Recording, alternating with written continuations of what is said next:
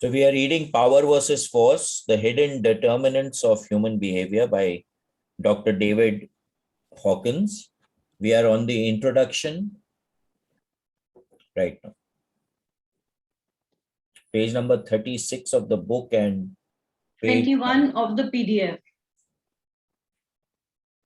Though the subject matter has proved easy to teach in lecture or videotape, my problem has been to work it into readable form.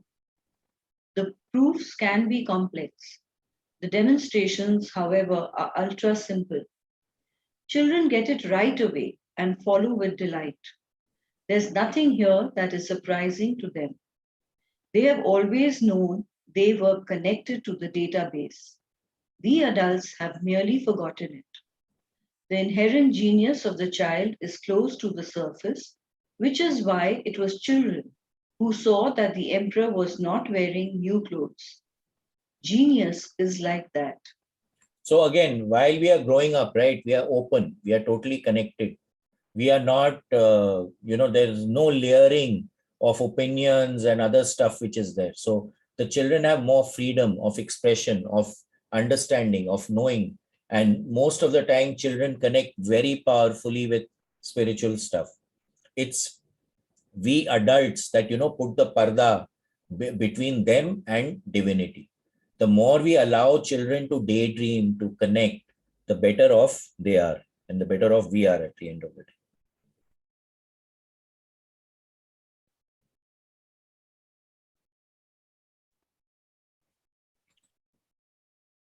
If by the end of the book you exclaim, I always knew that, what is contained herein is only a reflection of that which you already know, but don't know that you know. All I have hoped to do here is connect the dots to let the hidden picture emerge. This book makes a huge promise, perhaps the biggest promise that has ever been made to you.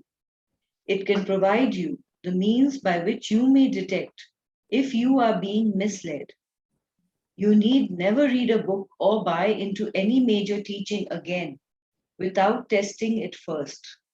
It's too dangerous and too costly.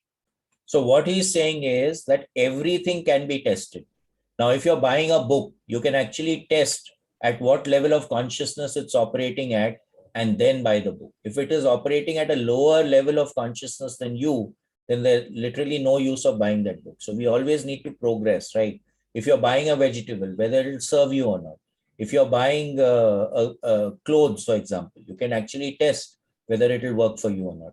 So this, what we are going to learn in this book is something that you can use through your life at any point in time.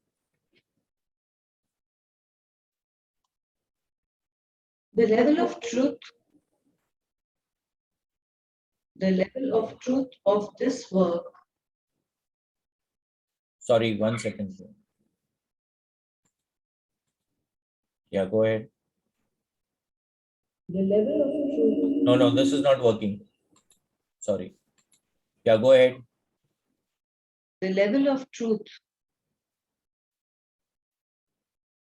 Is it okay now? Yes. The level of truth of this work itself has been calibrated at 750, which is unusually high for this time in this culture. I pray this is already a partial fulfillment of the promise. My hope as author has been that this work might undo the very sources of pain, suffering, and failure, and assist the evolution of human consciousness in each of us to rise to the level of joy that should be the essence of man's experience. Okay, just 1 second. So he's talking about the level of consciousness. I'll just show you the chart. We've seen it before, but I'll just open it over here once so that it can put things in perspective.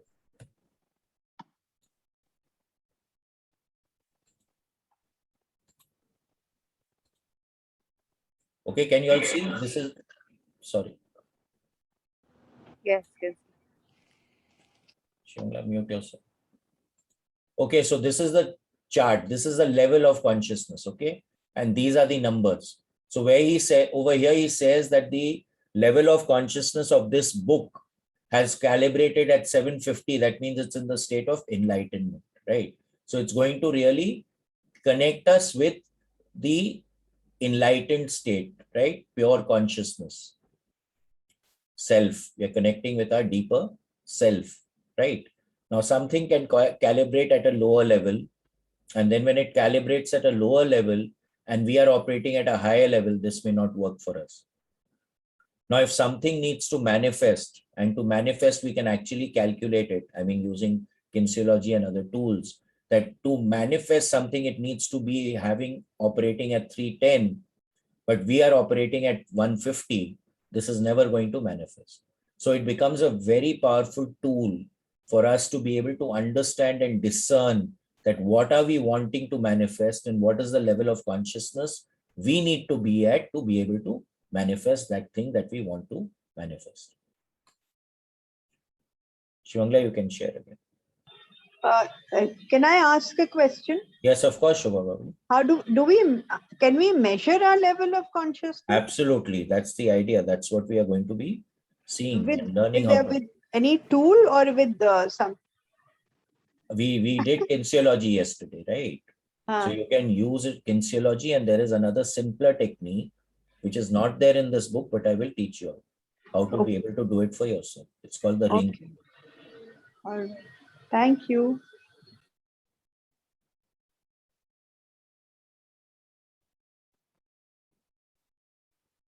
The work comprehended by this book began in January 1965 and was finally finished in June 1994. Much of the material was originally developed in the course of work on a doctoral dissertation. The findings reported in the study were independently derived by the use of the research tool elucidated herein, the kinesiological response. The work evolved spontaneously, without reference to outside sources of information. Correlation with the work of others was incorporated at a later date to provide an intellectual frame of reference. Much of the work in this study has now been corroborated by worldwide research presented in independent studies at the first major conference on consciousness, towards a scientific basis for consciousness, held at Arizona Health Sciences Center, Tucson, Arizona in April of 1994. Our research teams use the testing method the book describes to calibrate the levels of truth of every chapter, paragraph, and sentence. For instance, testing revealed an error in a list of celebrities who had destroyed themselves as a consequence of fame. When we checked each word, the name John Lennon was found to be in error. In fact, he was shot by an assassin. When his name was deleted, the level of truth of the sentence, and therefore the paragraph and the page, rose to match the rest of the chapter. So are you all understanding this?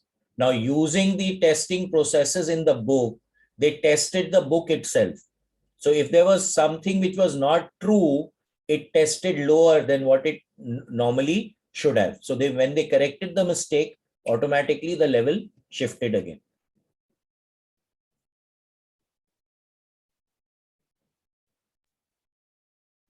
Preliminary versions of the book were circulated among selected readers, from rank and file healthcare workers to heads of state, such as Michael Gorbachev. Some comments appeared on the back cover. Each person's response to the presentation of the subject has been unique. One interesting fact observed was that the scores of tested individuals increased after encountering the material. It appears that mere exposure to the data raised the subject's level of consciousness. So what are you associating with?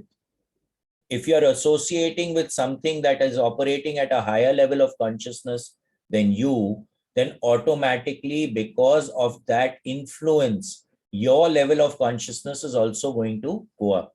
So this is very important. Why? This is the reason why it is very important to pay attention to the people that you surround yourself with. the objects that you surround yourself with, the places that you are visiting, the places where you are sitting. What is the level of consciousness of the place? What is the level of consciousness of the people around you? What is the level of consciousness of the things around you? Right? You have a look around you and you can actually figure out your level of consciousness is influenced by your environment, by your sangati, that's your friends, your relatives, as well as what is what is there around you all the time, your environment also, your place where you're living.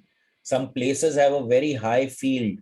The moment you go into that place, your level of consciousness starts to increase. So this is what the temples were in our culture. They were places of high consciousness, of high levels of consciousness. When you went to visit the temples, your level of consciousness automatically started to go up. So it was important to sit in the temple, not just go take a darshan and get out, So all these factors start to matter.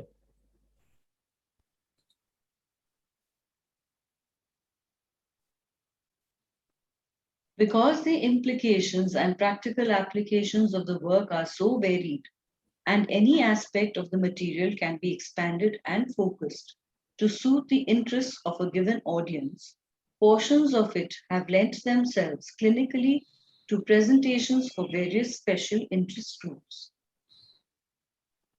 A segment of the material was presented by the author in a keynote speech at the first International Conference on Consciousness and Addictions in San Mateo, California in 1986, and a summation was published in the proceedings of that conference by the Brookridge Institute, Beyond Addictions, Beyond Boundaries, edited by Shirley Burton and Leo Kiley, 1986.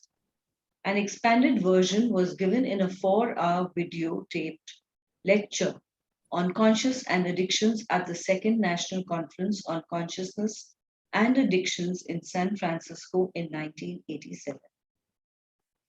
Other parts of the material have appeared in a series of nationally published videotapes handling major crises, cardiovascular and heart problems, depression, alcoholism, spiritual first aid, the aging process, pain and suffering, weight, worry, fear and anxiety, health, illness, special relationships, and sexuality.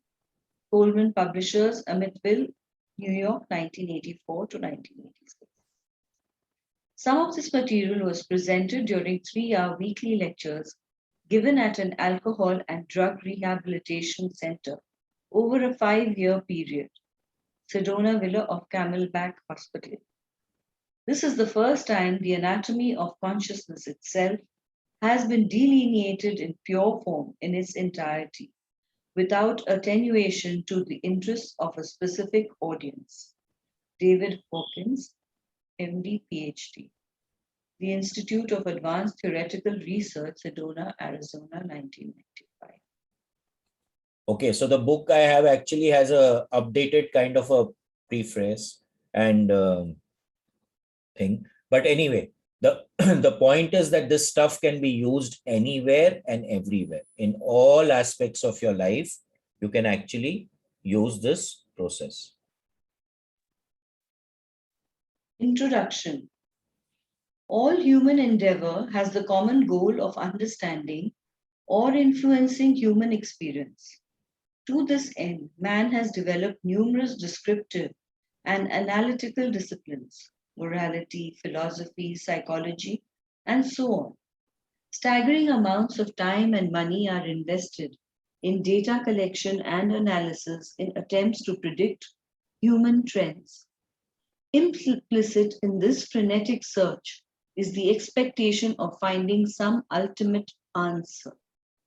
The answer, we seem perennially to believe, will, once found, allow us to solve the problems of the economy or crime, national health, or politics.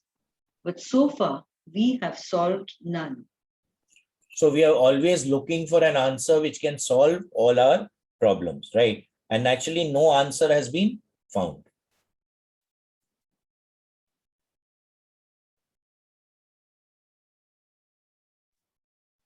It isn't that we lack data, we are virtually drowning in data. The obstacle is that we do not have the proper tools to interpret the significance of our data. We have not yet asked the right questions because we have not had an adequate gauge of our questions' relevance or accuracy. So everything again is a perspective, right? There is no standard measurement processing of data. That, okay, this is a standard procedure you can use to discern whether this is a truth or this is false. This is a lie or this is the truth, right? So unless that standard is maintained, it will always be screened according to the person who's looking at it, looking at the data. Man's dilemma now and always has been that he misidentifies his own intellectual artifacts as reality. But these artificial suppositions are merely the products of an arbitrary point of perception.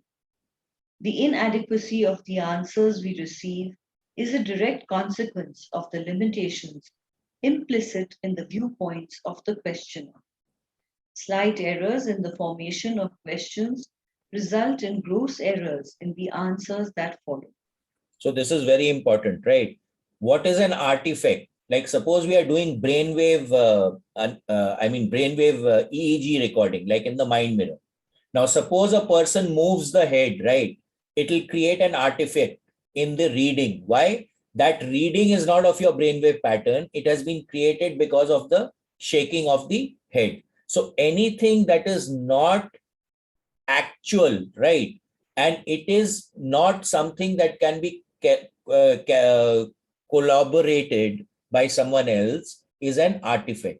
Now, all of us, whenever we are viewing any data, whenever we are viewing anything, we always have a belief system which acts like a cover, right? It will shift us from what is real. Why? Because we are limited by our perspective. We are limited by our capacity to discern, our capacity to see, hear, taste, and smell, right? Our capacity to understand.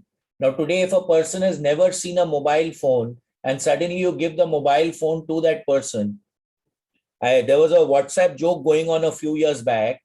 A daughter sent an iPad to her father. Now, her father really didn't understand what the iPad was. He thought that his daughter has sent him a kitchen table chopping plate. So he was actually using the iPad as a chopping board rather than using it as an iPad because he had no concept of it, right? So like that, our perceptions are always limited by what our point of view is. So if I'm asking a question, my point of view of asking the question may be very different from the point of view that someone else asks. And a small deviation at point one, let's say we are traveling, I'm traveling from point A to point B, and it is going in a straight line. Now I make a small error and connect it by maybe 1 millimeter, 1 degree this way. As I go further into where I'm going, the deviation from my target to where I land up will become huge, right? So if the wrong question is asked over a period of time, it can create a big kind of a difference. This is what he's saying in this paragraph. So it's all dependent on our point of views and the way that we are asking the questions.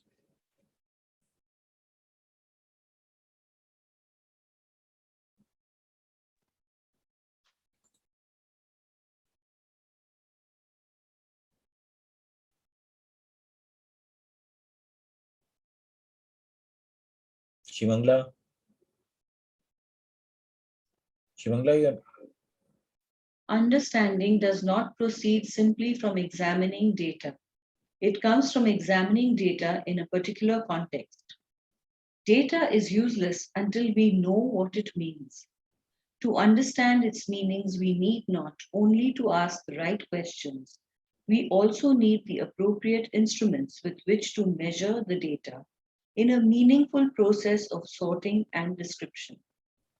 So this was very simple, very clear that if we have a lot of information, but we don't know what it means, it's useless. Right? Now, if I have the data, but I don't know how to measure the data, I cannot understand and really use the data, then again that data is useless. So again, like we said, information and experience have to go hand in hand. Otherwise, it becomes useless.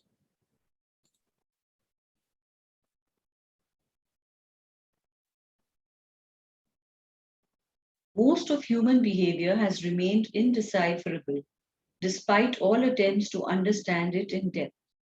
The systems we have created to achieve understanding may seem extensive and impressive, but each in turn has led us down a blind alley because of limitations inherent in its initial design. As we explore the nature of man's problems, it becomes clear that there have never been a reliable experimental yardstick with which to measure and interpret man's motivations and experiences over the course of his history. Philosophy in all its branches attempts to comprehend human experience by creating abstractions and hypothecating their concordance with some ultimate reality.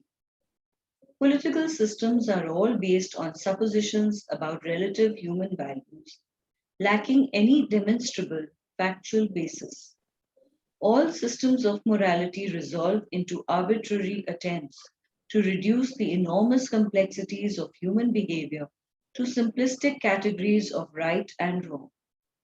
Psychoanalysis, in exposing the unconscious mind, has compounded this muddle, giving rise to a bewildering array of treatments and psychologies derived from various viewpoints.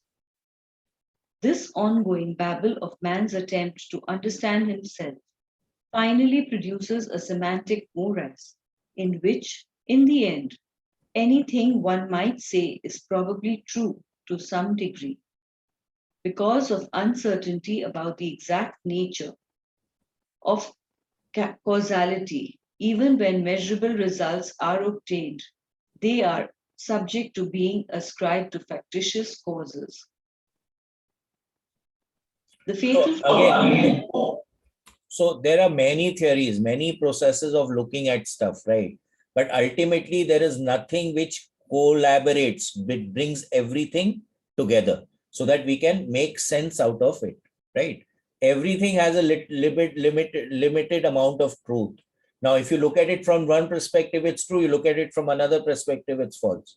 So unless we get a standard operating procedure, it becomes difficult.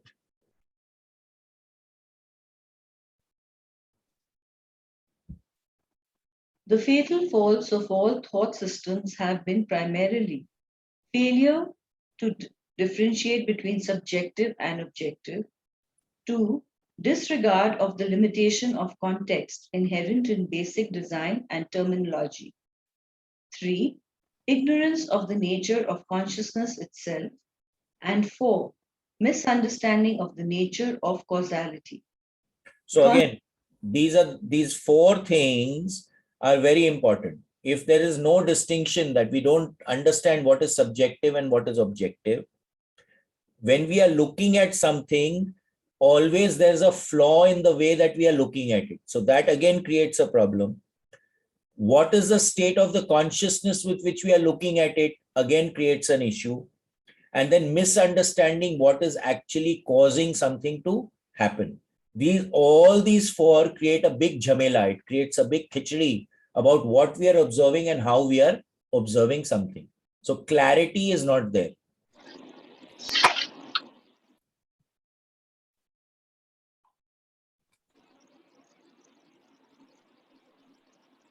Bhaiya, what was the third? Can you just repeat these Ignorance four? of the nature of consciousness itself. So what is the level of consciousness with which you are operating and looking at something? Now, let's say a highly spiritual person looks at something and a very, very materialistic person looks at something. The way that they are perceiving something will be totally different because of the level of consciousness with which they are operating. Have you got that? Yes, Bhaiya. Thank you. Hi, Bhaiya. Just want to say something. Yeah, go ahead. Can we say that this is when we misunderstand a situation. So it's basically misapprehension of a situation, which basically non-apprehension of a situation, which leads to misapprehension of a situation. Where when we study in the Gita, it's basically the role that Maya plays in our life, where we are so deluded that we don't understand the things that are happening around us. Absolutely. Absolutely, because Maya is coloring the way that you're looking at something, right? So until you understand that it's Maya at play, you're going to be in delusion. So unless you really know at what level of consciousness you're looking at something, right, then Maya can color the way that you're looking at it. It's like when you're wearing glasses, right? You can wear a green glass, you can wear red glass, yellow glass, and you'll think that everything is yellow. But actually the specs you're wearing is yellow. You get that? So that shift needs to be there. Thank you.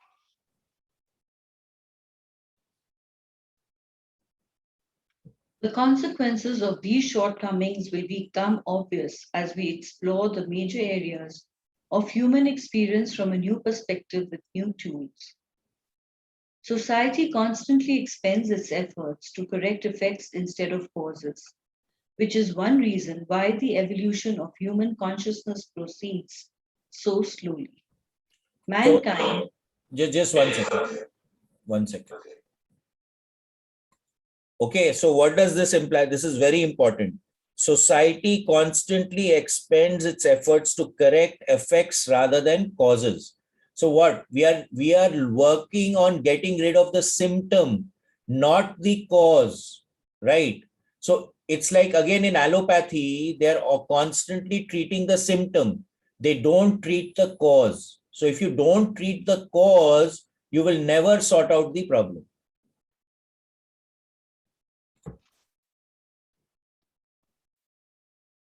Mankind is barely on the first rung of the ladder. We haven't yet solved even such primitive problems as world hunger. The accomplishments of mankind thus far, in fact, are most impressive for having been achieved almost blindly through trial and error. While this random search for solutions has resulted in a maze of baffling complexity, true answers always have the hallmark of simplicity. The basic law of the universe is economy. The universe does not waste a single quark or serves a purpose and fits into a balance. There are no extraneous events. So what is he saying? Most of the time, the simplest solution is the best solution. But we, in our thinking process, are constantly looking for more complex solutions to the issues that we have. Man is stuck with his lack of knowledge about himself until he can learn to look beyond apparent causes. From the human record, we may note that answers never arise from identifying causes in the world. Instead, it is necessary to identify the conditions that underlie ostensible causes. And these conditions exist only within man's consciousness itself. No definitive answer to any problem can be found by isolating sequences of events and projecting upon them a mental notion of causality. There are no causes within the observable world. As we shall demonstrate, the observable world is a world of effects. So what is he saying over here is that we create our reality. So what is the cause of what is happening around us is our inner state of consciousness, which results in what is happening around us. But we are constantly looking for solutions outside rather than within. So over here he says there are no causes within this observable universe or observable world. As we shall demonstrate, the observable world is a world of effect. So the world is actually just reflecting what is happening inside. It is not the cause of what is happening to it. Okay, this is very powerful paragraph away. So again, if we look at from zero limits perspective, we are responsible for whatever is happening around us. Even in Vedanta, it says, you have to take responsibility for what is happening with you. You are responsible. You have chosen to experience what you are experiencing, right? And that is something that we need to really integrate into our mindset.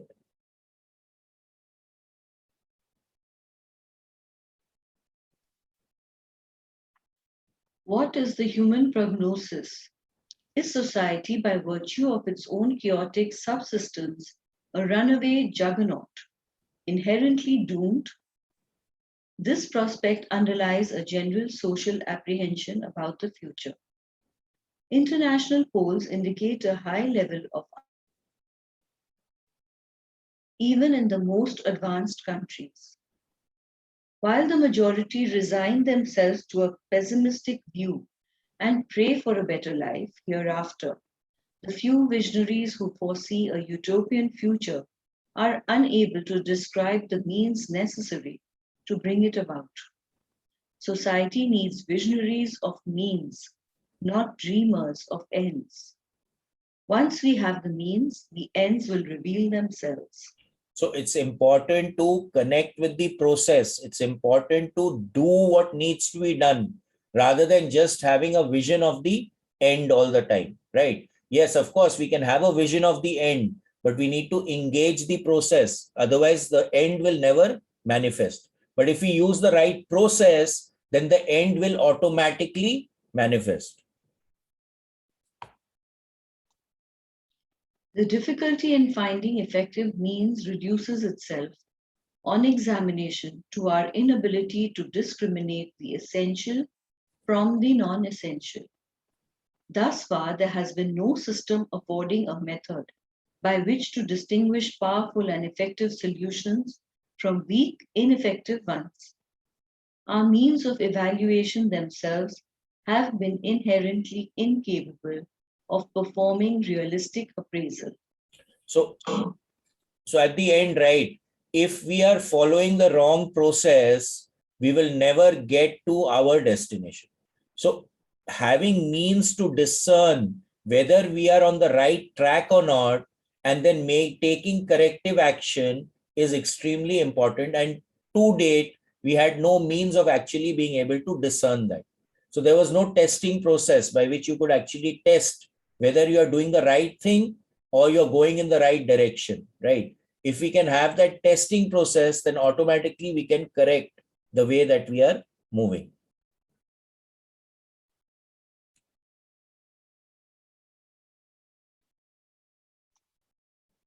Societal choices, more often than not, are the result of expediency, statistical fallacy, sentiment, political or media pressure, or personal prejudice and vested interest. Crucial decisions affecting the lives of everyone on the planet are made under conditions that virtually guarantee failure. Because societies lack the necessary reality base for formulation of effective problem resolutions, they fall back over and over on a resort to force in its various expressions such as law, taxation, war, rules, and regulations, which is extremely costly, instead of employing power, which is very economical. So now he is coming to the real core of the issue, that today, whenever you want to enforce something without the concurrence and satisfaction and the everyone coming into the same page, you have to enforce it. And whenever you are enforcing something, it becomes very, very costly. But when you connect to power, then there is no enforcement, there is freedom. People will voluntarily do things which are necessary for the greater good. But if you have to enforce it, it needs a lot of money, resources, power, punishment, etc. When you're you're putting a lot of pressure on people and you have to use force. But when you're using power, no force is required. It automatically happens, right? We work for each other. Again, we come back to Celestine prophecy.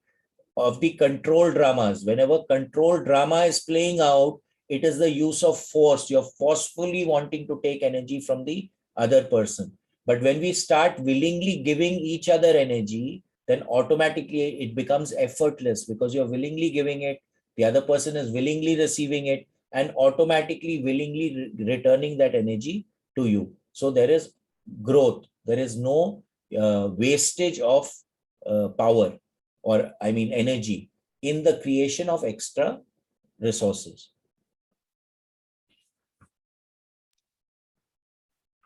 Man's two basic types of operational faculties, reason and feeling, are both inherently unreliable, as his history of precarious individual and collective survival attests. Although we ascribe our actions to reason, in fact, man operates primarily out of pattern recognition. The logical arrangement of data serves mainly to enhance a pattern recognition system, which then becomes truth. But nothing is ever true except under certain circumstances, and then only from a particular viewpoint, characteristically unstated. So this is a very important paragraph, right? What is he saying over here? That there are two ways in which we operate. One is from the mind and the other is with feelings. And most of the time, both are screened. So again, we actually need both of them to work together to get a semblance of accuracy. Because if one guy is saying something and the feeling is, I mean, the mind is saying something and the feeling is saying something totally different, you're not going to, you'll get totally confused, right? Now, how does the feeling and the mind operate? It operates by sensing the patterns. So if something has happened in the past, which resulted in something happening, whenever that thing again comes into your awareness, you're going to recognize that pattern and do the same thing. This is how all superstitions, etc., also start to work. So every time I smell a thing, I'll say, okay, now it's going to rain. Now it may rain, it may not rain. But over a period of time, this becomes the truth that, okay, when you smell this, this will happen. But every time it doesn't happen. So until we can get an accurate measure, it becomes a problem because you can be inaccurate at times. Because again, it's all like, for example, many social customs, for example, right? If you are belching after a meal in the Western countries, it's very, very detrimental to the host. In the Middle East, if you don't belch, it's detrimental to the host. Now the act is the same, but how it is viewed in different cultures becomes different. So again, there is no constant. So getting a thing which creates that constant, a stable field in which we can operate becomes very important. As a result, thoughtful man deduces that all his problems arise from the difficulty of knowing. Ultimately, the mind arrives at epistemology, that branch of philosophy which examines the question of how and to what degree man really knows anything. Such philosophical disquisitions may seem either erudite or irrelevant, but the questions they pose are at the very core of human experience. No matter where we start in an examination of human knowledge, we always end up looking at the phenomena of awareness and the nature of human consciousness. And we eventually come to the same realization. Any further advance in man's condition requires a verifiable basis for knowing, upon which we may place our trust. So ultimately, everything boils down to a question of awareness and a question of actually knowing something, right? But how do we know? Unless we have a system in place which allows us to actually know and become aware, truly aware of what is happening, we really know nothing. Okay, this is very, very, very important, Because again, when we look at what our conscious mind is, the data our conscious mind is processing is actually 1/1,000,000th the amount of what the subconscious mind is processing. But what are we operating with? We are only operating with the conscious mind, not with the big guy. We are constantly operating with the small guy. So naturally, we are bound to make mistakes. So unless we can get some kind of a way in which to expand that consciousness and being able to tap into it, into that deeper state of consciousness, we will always be shooting in the dark, right? It will always be trial and error.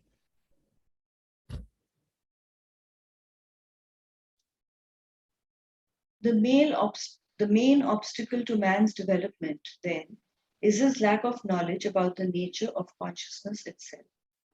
If we look within ourselves at the instant by instant processes of our minds, we will soon notice that the mind acts much more rapidly than it would acknowledge. It becomes apparent that the notion that our actions are based on thoughtful decisions is a grand illusion. The decision-making process is a function of consciousness itself. With enormous rapidity, the mind makes choices based on millions of pieces of data and their correlations and projections, far beyond conscious comprehension. This is a global function dominated by the energy patterns, which the new science of nonlinear dynamics terms attractors. So what is happening? There's another book called Blink. Okay. In that he says that most of the time when we are taking decisions, it is we decide on a blink. We take a decision in a blink, however big the matter may be. And it says that if you start thinking too much about a big problem, you will land up making a wrong decision. So if you have a small problem, think about it. If you have a big problem, go by the gut feel. Why? Because the big guy knows less than the small guy, right? So the idea here is very, very clear that this big guy is processing millions of pieces of data more than this guy. So trust this guy, connect with that deeper state of consciousness and allow the decisions to be taken, right? So we think about decisions, but actually most of the decisions are taken by your gut feel, right? We say that you feel this is right and then you do it, because it is actually impossible for the conscious mind to be able to discern every piece of evidence or data that is there before we take a decision. So we have to access this state and then take a decision.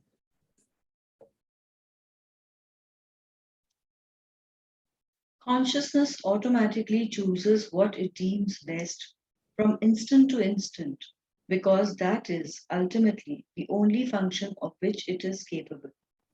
The relative weight and merit given to certain data are determined by a predominant attractive pattern operating in the individual or in a collective group of minds. These patterns can be identified, described, and calibrated. Out of that information arises a totally new understanding of human behavior, history, and the destiny of mankind. The present volume result of 20 years of intensive research involving millions of calibrations can make such understanding available to anyone. That this revelation proceeds from a fortuitous connection between the physiology of consciousness, the function of the human nervous system, and the physics of the universe is not surprising when we remind ourselves that we are, after all, part of a universe in which everything is connected to everything. All its secrets are thus, theoretically at least, available to us if we know where and how to look. So what he's saying is that most of the time we are constantly acting out of attractor patterns. Okay. So again, the gut feel. But what is important here, the system that we are going to learn actually connects our physical body, our nervous system, which everything that is. Ultimately, the microcosm is in the macrocosm and the macrocosm is in the microcosm. So if we can access properly that data and discern it, we can get to know everything, right? So the idea is to use a system which gives us inputs which are beyond what is the capability of the conscious mind, so that we can tap into that, the big guy, and actually take better and more concrete decisions.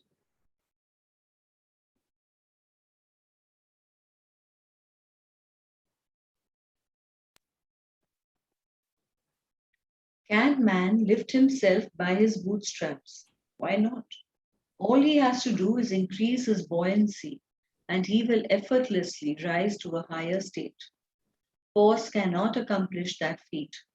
Power not only can, but constantly does. So we cannot force ourselves to raise our level of consciousness. It has to happen. And that happens by the use of power, not by the use of force.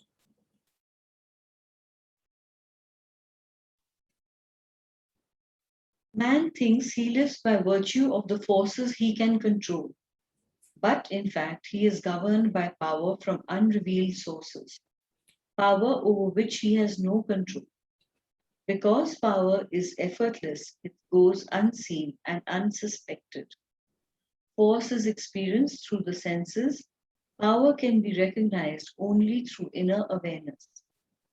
Man is immobilized in his present condition by his alignment with enormously powerful attractor energy patterns, which he himself unconsciously sets in motion.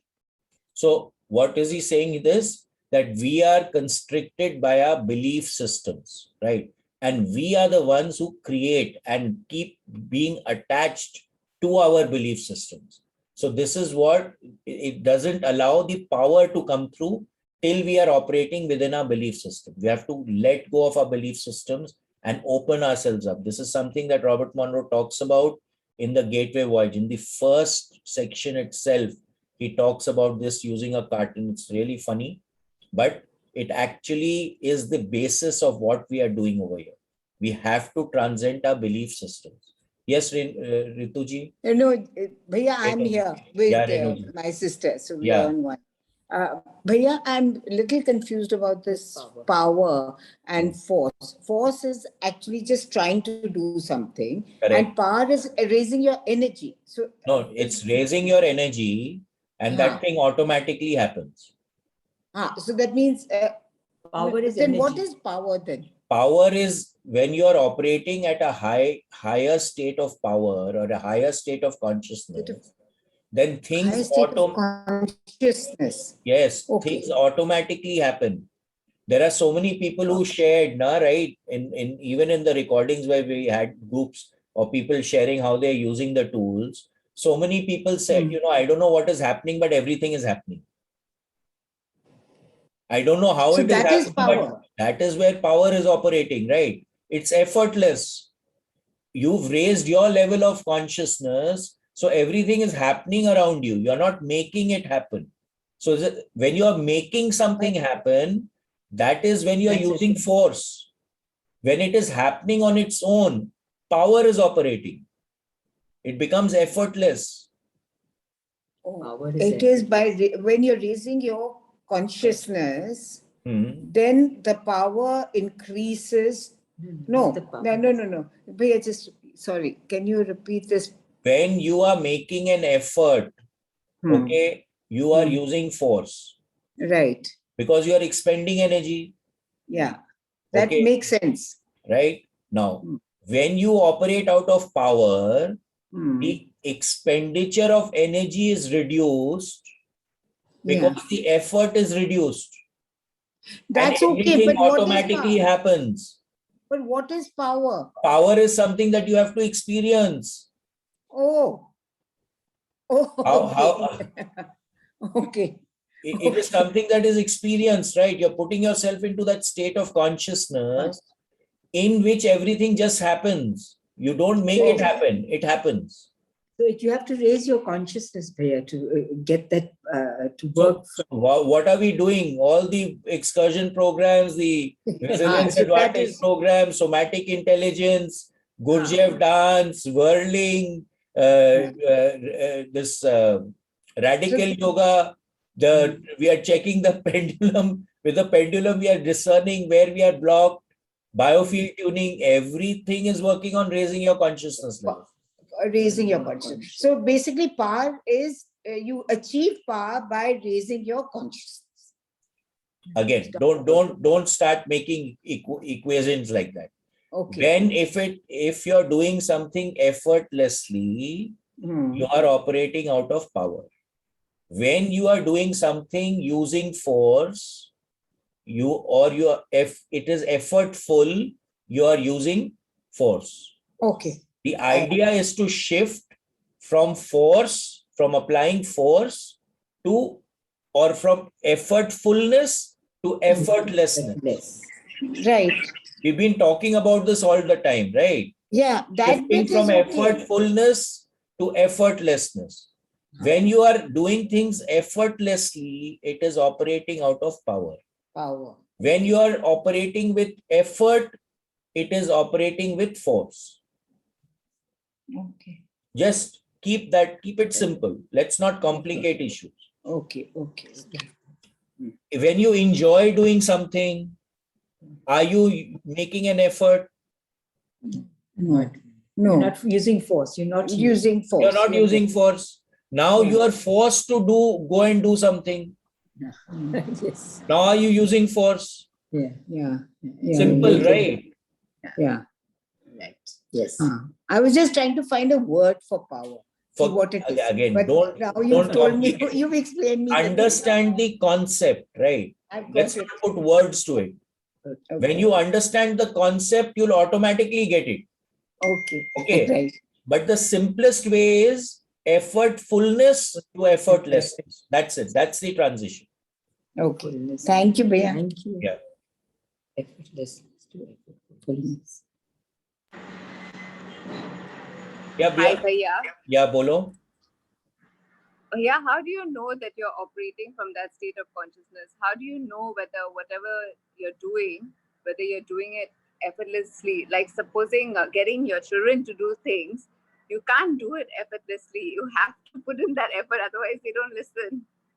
Again, many times they'll listen, right? Many times they do listen, like something like Okay, waking so up in now the morning, see getting them the ready. idea is to find the flavor of consciousness with which you are operating when they listen to you.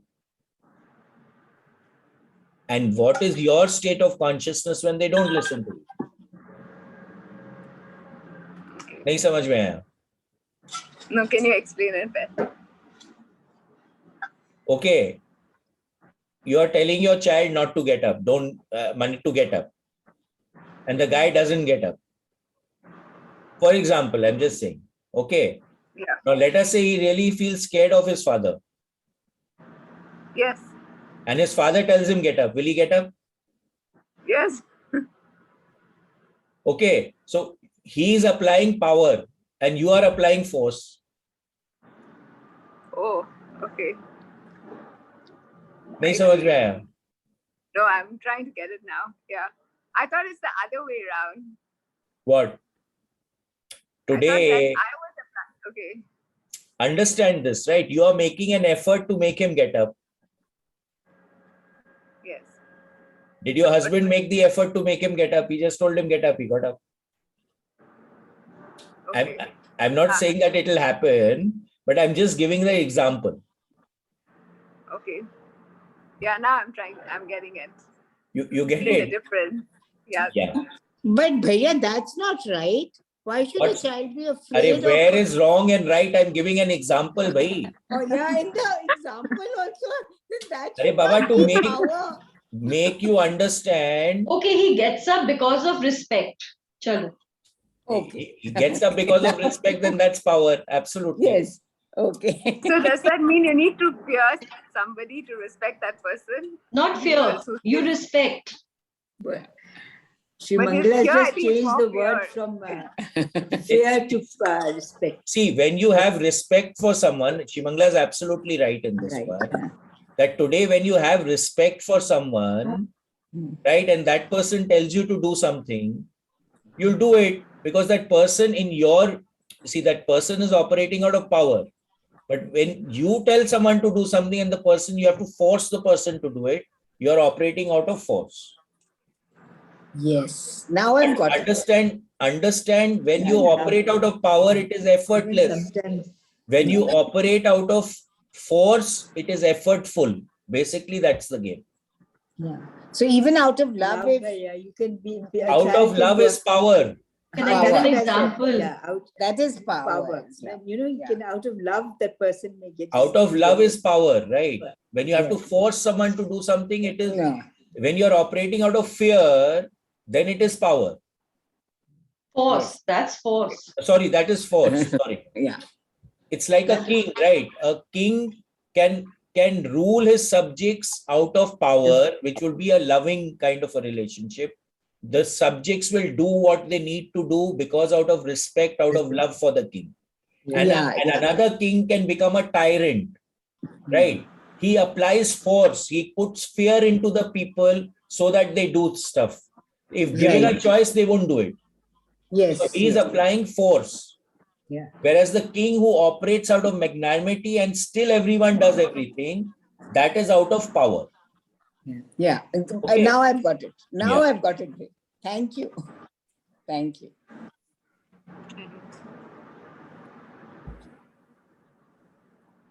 Thank you. Bianca, you okay? You got your answer? Yes, yes. Okay. Yeah, I got my answer. Thank you. Priya. Man thinks he lives by virtue of the forces he can control. But in fact, he is governed by power from unrevealed sources, power over which he has no control. Because power is effortless, it goes unseen and unsuspected. Force is experienced through the senses. Power can only be recognized only through the inner awareness. Man is immobilized in his present condition by his alignment with enormously powerful attractor energy patterns, which he himself unconsciously sets in motion. Moment by moment, he is suspended at this state of evolution, restrained by the energies of force, impelled by the energies of power. So most of the time things are happening around us and we are actually not controlling it, although we feel that we are controlling it. But most of the stuff is happening. We are not making it happen. We must understand this.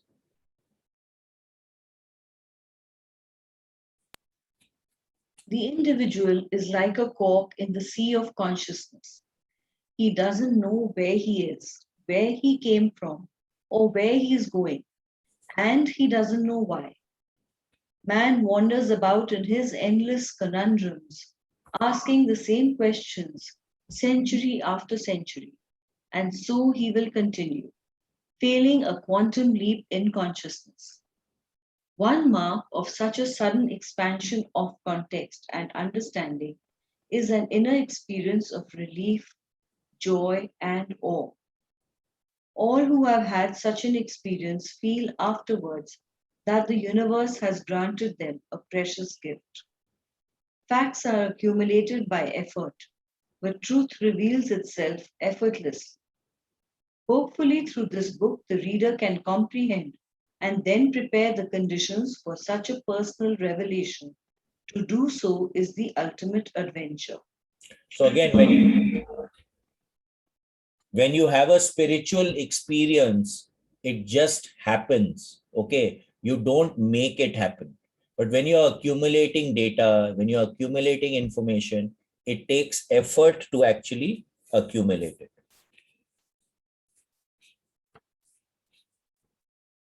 Okay, I think Let's we can stop here. We can stop here today.